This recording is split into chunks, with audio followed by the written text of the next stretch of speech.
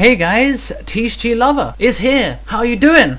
I'm doing great. So today's video is going to be, now is like possibly the best time that I can think of for which you should sell basically almost everything that you have. Every expensive card except for maybe like, you know, the obscure old stuff like CPs, Turbo Pack, Astral Packs, that stuff is fine. Everything that has some kind of, like from a core set, everything that has some kind of relevance in the meta right now, mostly everything is going to lose value, and Konami is going to come at you with a free pronged attack. Now of course there are many times in the past where Konami has come at you with an attack, okay, and you have to get over it. You gotta find a way to get past this, that your binder will retain some value. It's kind of important to make sure that you prepare yourself for it, so that you're not left with a whole bunch of cards which lost their value, and more importantly lost their demand. Because if you lose your cards value and they go maybe half in price, that happens to everyone. Someone is going to have that card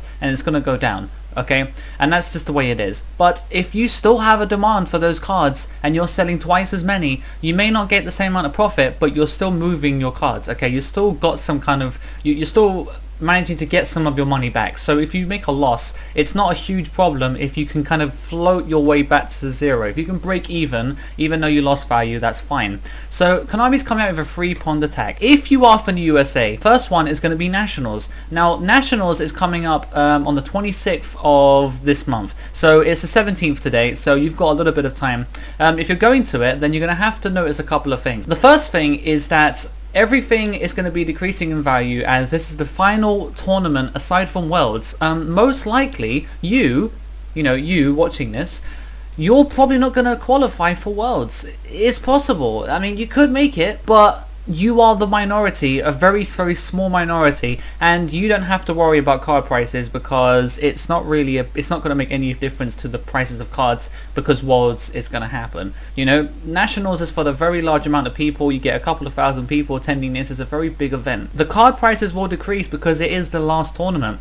There is nothing for you to play after Nationals, so therefore you should just go and sell everything as fast as possible. You know, things are already going down in price. A lot of different decks that are relevant this meta are going down because people are already prepared to sell basically everything they have to just basically kind of get away from the slump that comes after Nationals, because every other Nationals in the country, in the world, is practically been done at this point, and USA is the biggest Nationals by far. So it makes sense for this one to be the last one, and for everyone to just jump ship afterwards. The demand for the cards that you have left at Nationals, if you are going, the demand, because you're wondering, you know, if everyone's selling at once, everyone's panic selling, how am I going to sell my stuff? Well, obviously there's going to be people there who actually need your cards and need to get into the event, you know, play a relevant deck with decent side and you know, actually a really good build, and it's still going to cost them a lot of money, and you can be that person to sell your cards to them. Because if you're like, oh, I'm only trading,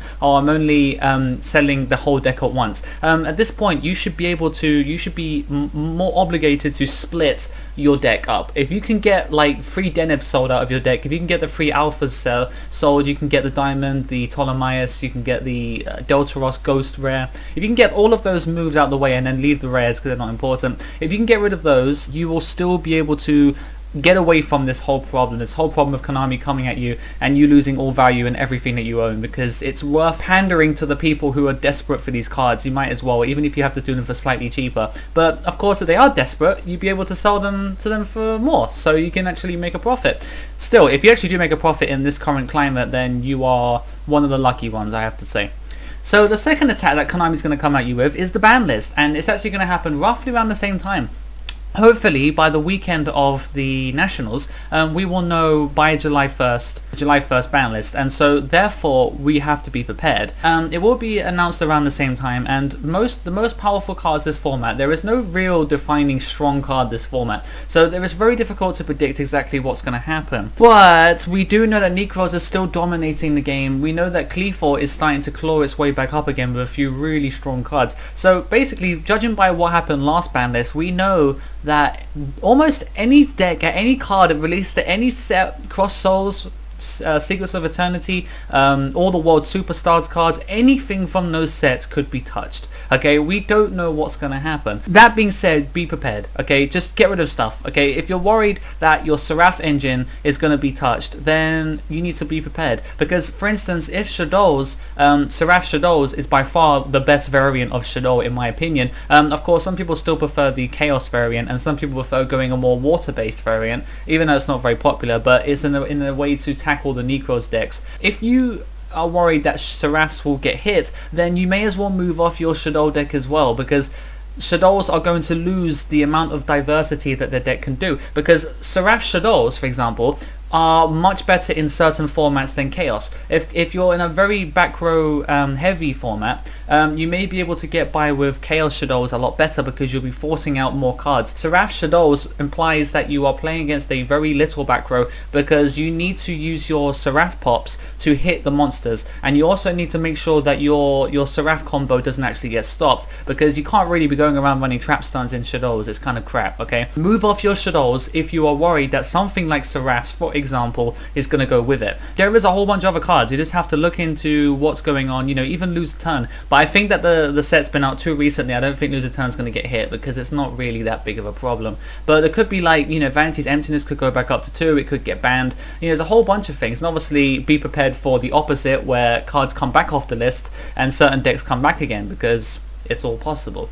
So the last thing is going to be the Megatins. Now the Megatins, which I've talked about in a huge video with lots of different implications, people are going to be like, September is ages away. So that's not really true, because Nationals is about to happen and there is nothing happening afterwards. July and August are going to be very, very boring. There is nothing going to happen for you American players. So the only thing left is to prepare for the ban list, which is going to happen around the same time as Nationals.